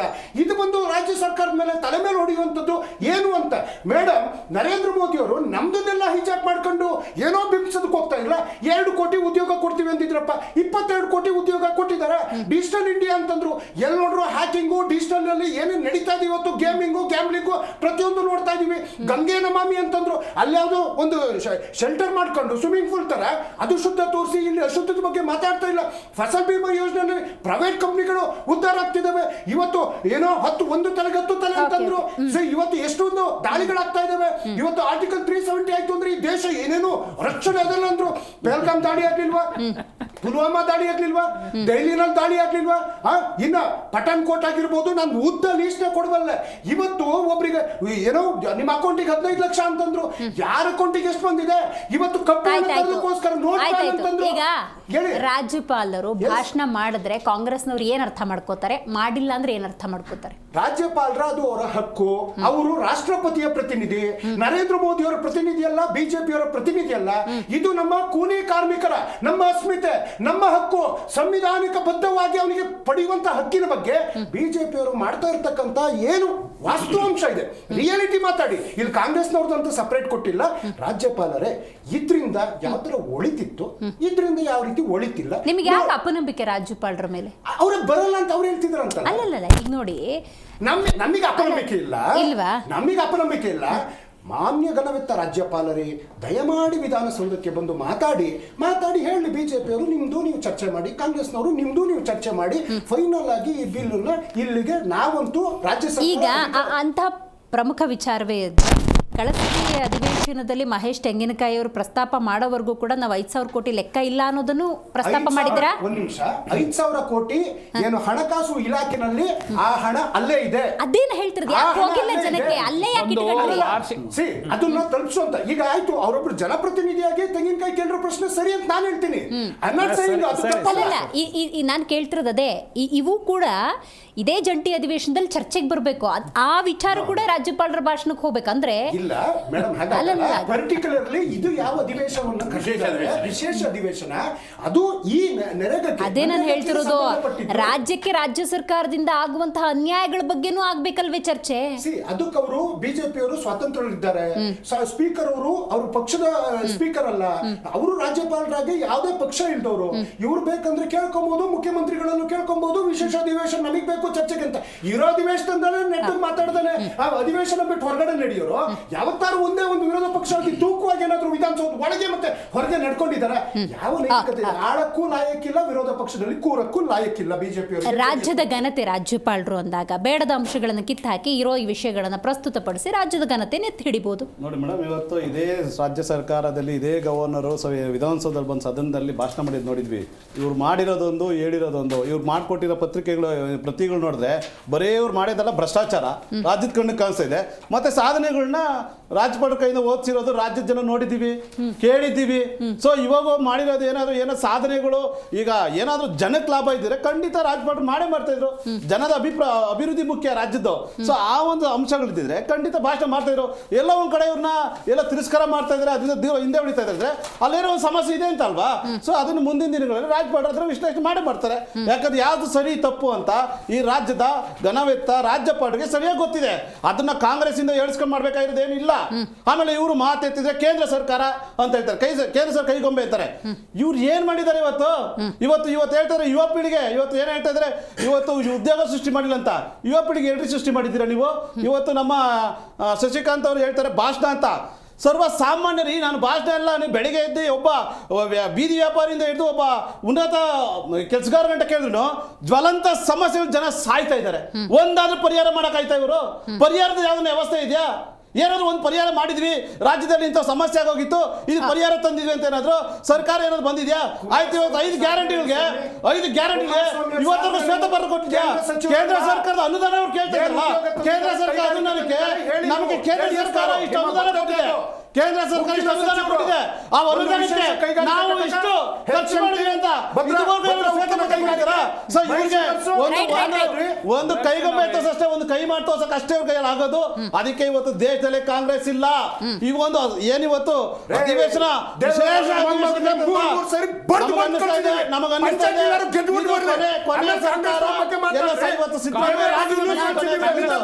ಅಸಹಾಯಕ ಕಾಂಗ್ರೆಸ್ ಸರ್ಕಾರ ಕೂಗಾಡೋದಿಂಗೆ, ಅಸಹಾಯಕ ಕಾಂಗ್ರೆಸ್ ಸರ್ಕಾರ ಕೂಗಾಡೋದಿಂಗೆ, ಪಂಚಾಯತಿಗೆಲ್ಲ ಕೇಳ್ರಿ, ಅಸಹಾಯಕ ಕಾಂಗ್ರೆಸ್ ಸರ್ಕಾರ ಕೂಗಾಡೋದಿಂಗೆ, ಅಸಹಾಯಕ ಕಾಂಗ್ರೆಸ್ ಸರ್ಕಾರ ಕೂಗಾಡೋದಿಂಗೆ, ಅಸಹಾಯಕ ಕಾಂಗ್ರೆಸ್ ಸರ್ಕಾರ ಕೂಗಾಡೋದಿಂಗೆ. ಅಧಿವೇಶನದಲ್ಲಿ ರಾಜ್ಯಪಾಲರು ರಾಜ್ಯವನ್ನ ಉದ್ದೇಶಿಸಿ, ಅಧಿವೇಶನವನ್ನ ಉದ್ದೇಶಿಸಿ ಮಾತಾಡ್ತಾರಾ ಇಲ್ವಾ ಅನ್ನುವಂಥ ಕ್ಲಾರಿಟಿಯನ್ನು ಪಡ್ಕೊಳ್ಳೋಣ ಅಂತ ಹೇಳ್ತೀವಿ. ಇವತ್ತಿನ ಕಾರ್ಯಕ್ರಮ ಮುಗಿಸೋಣ. ನೋಡ್ತಾ ಇರಿ ಜೀ ಕನ್ನಡ ನ್ಯೂಸ್, ಸತ್ಯವೇ ಸುದ್ದಿಯ ಜೀವಾಳ.